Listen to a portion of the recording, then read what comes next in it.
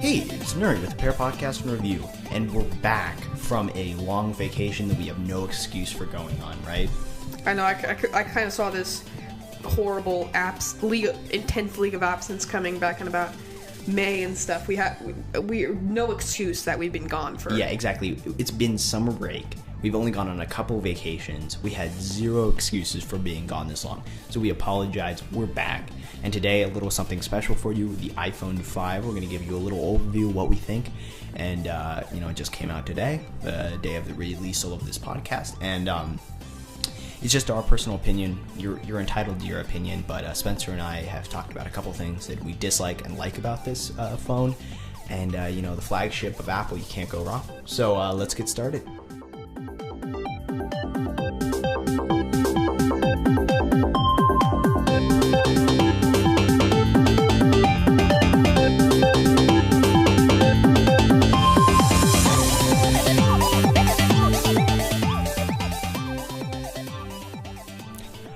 So the iPhone 5, came out September 12th, which is today. If you look down when this video was released, it's today. And it's an interesting upgrade. It's definitely an upgrade. I would say it's an upgrade. At first glance, you may think it's, not too much of an upgrade, but once you look a little bit deeper, they have upgraded quite a bit of, a lot of things. Yeah, it's not as much as a cosmetic upgrade, as more of an internal component upgrade, I'd say, for sure. Yeah, I mean, they've upgraded a few of the cosmetic stuffs, but... Yeah. Or stuff. Man, I gotta get used to my radio voice. I stutter a lot right now. So, let's get started.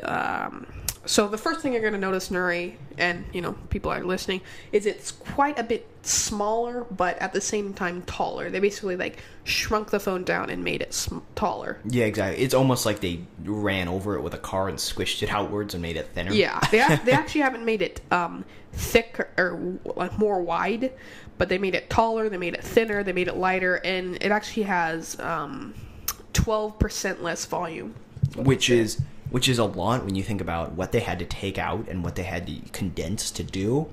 But still, it's nice. It's definitely smaller the better. I don't know how people are going to like the longer screen though.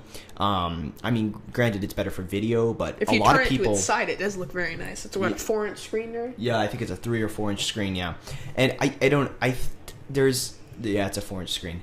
And it's Retina too. I just find the sideways and the upward... the landscape of this is going to be very strange.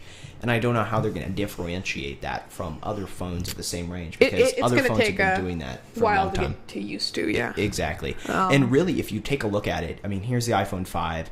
And really very similar is the HTC One. They look very similar, disturbingly similar, actually. Especially the white models. Where it's longer...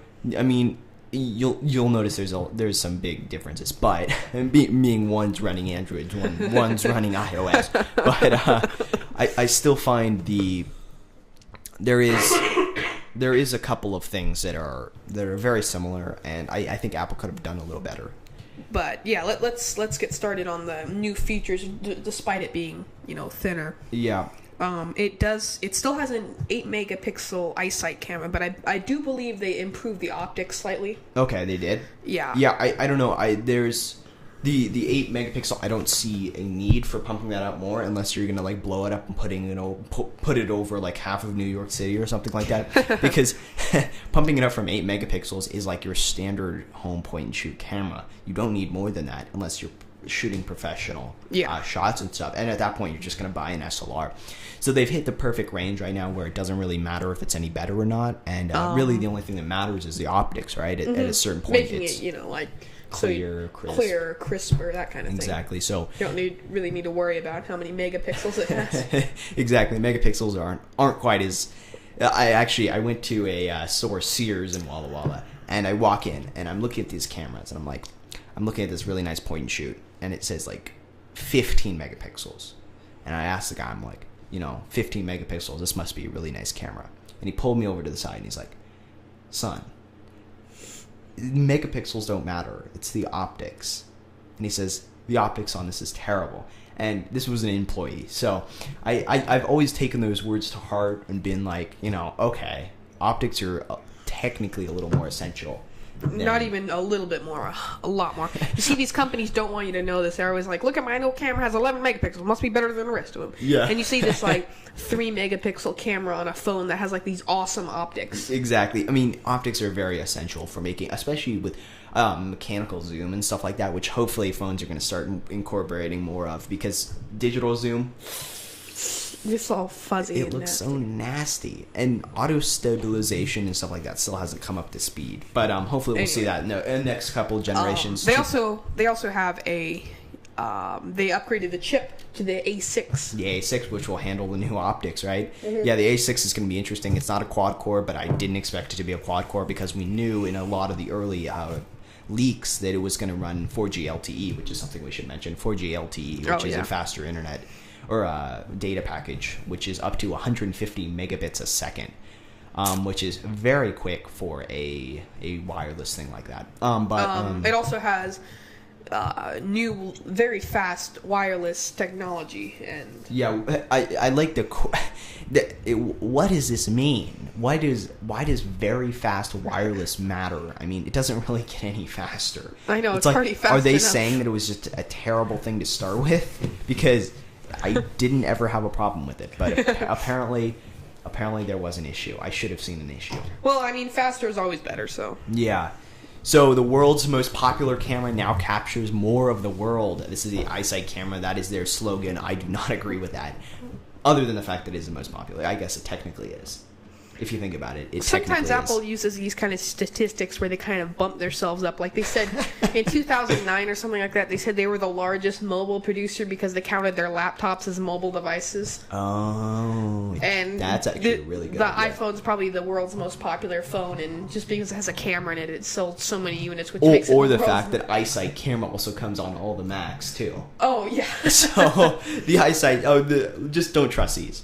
And then the biggest thing for me personally is the fact that they changed their 30-pin jack. They dropped the Apple jack to a quote-unquote all-new, lighter, connective, smaller, smarter, durable, reversible. Huh? What's reversible?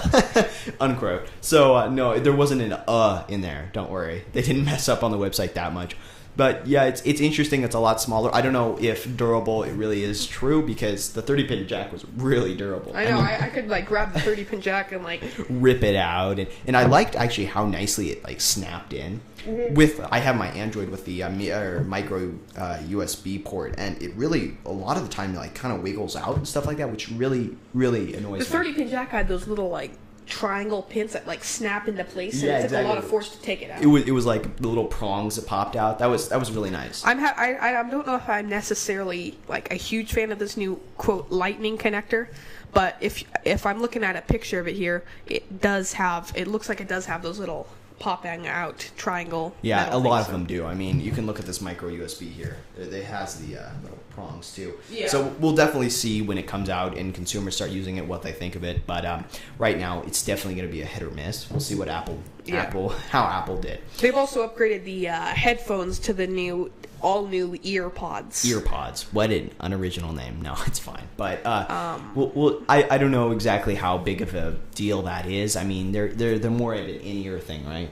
Instead of a out, like resting on the outside of the ear. And they actually don't have just one sound source. I think it's like maybe quadraphonic sound or something in a headphone. That's pretty crazy. It looks like they have multiple speakers on the multiple drivers. Yeah. Yeah. We'll see how that sounds definitely when they come out. There's not a lot of details released about these headphones, but they should be interesting, and they're definitely not going to be terrible because I mean we all know that the stock headphones with Apple aren't the most satisfying. Yeah. They always fall out of your ears, and they're not very comfortable. But we'll definitely see in the future what it decides to do.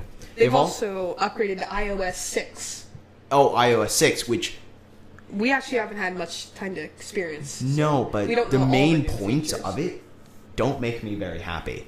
One being they got rid of the YouTube standalone app, which is either going to be a hit or miss because it'll allow Google to update YouTube whenever they want.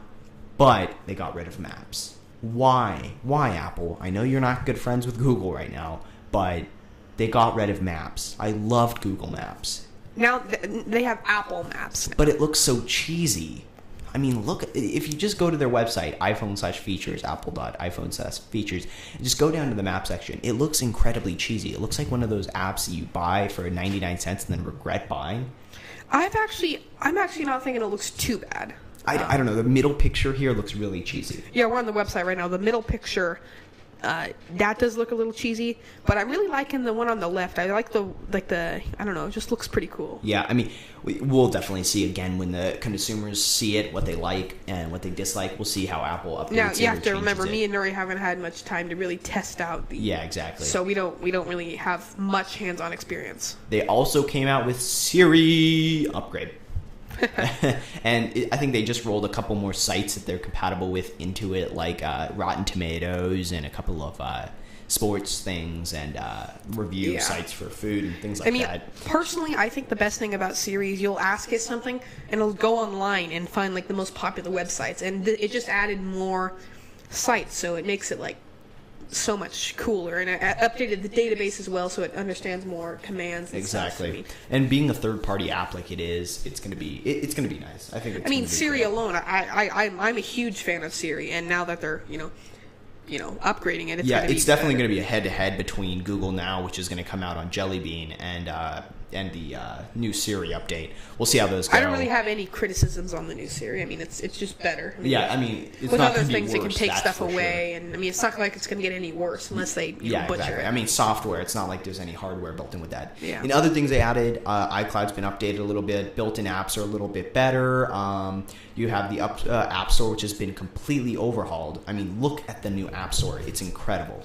They totally changed the App Store. I know. The App Store looks amazing. Which is good because it was started to look terrible. Like, I know, it looks looked so all outdated. Clunky, and I mean, they had yeah, I mean, they've also added two features I've been waiting for: AirPlay and AirPrint. AirPlay and AirPrint, which have been around for a little while, I think. Yeah. With the I know actually, this AirPlay is going to be the iOS 6 update, so it doesn't really matter. I mean, most of your iPhones should be able to handle that, which is going to be nice. AirPlay has been around for a while. I don't know about AirPrint. It might have been around for. If I understand correctly, these features have been around on the high-end Macs for a while, but now they're being brought into the more consumer-based products, right? Yeah, which is going to be nice for someone who can just print from Lightning Wireless. I mean, granted, it's kind of hard to find a wireless printer, but if you do, in the case that you do, here it is. Apple has a case to make things, seamless. So I hope they make I'm really hoping that. I mean, the AirPlay, of course, is going to work because it works with an Apple TV.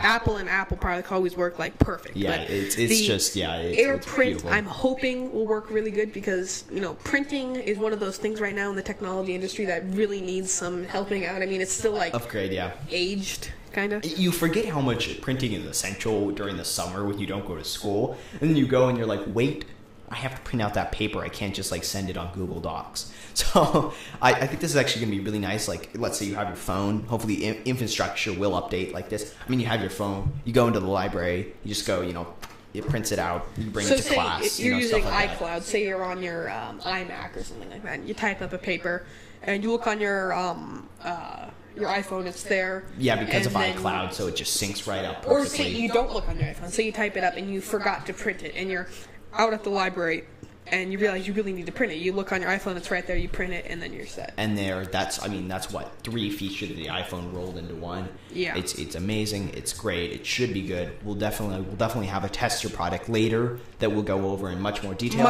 This is just scratching the surface. Yeah.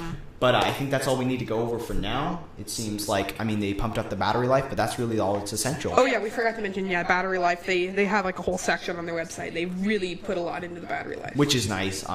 Granted, if you decide to jailbreak it, which probably a lot of people listening to this will do, it's going to lower that a little bit. But, I think that's it for now. That'll be it for now. So, tune in whenever we release the next podcast. Almost said granted. I'm so used to Nuri saying it.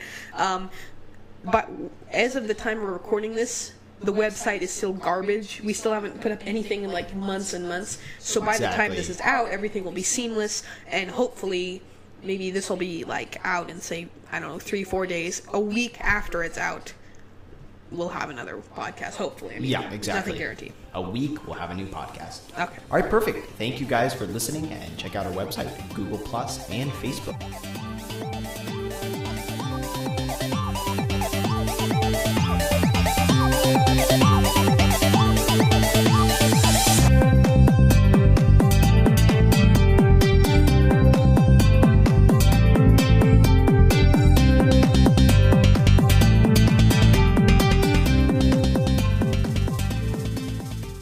starts. Look over there. And it starts right now.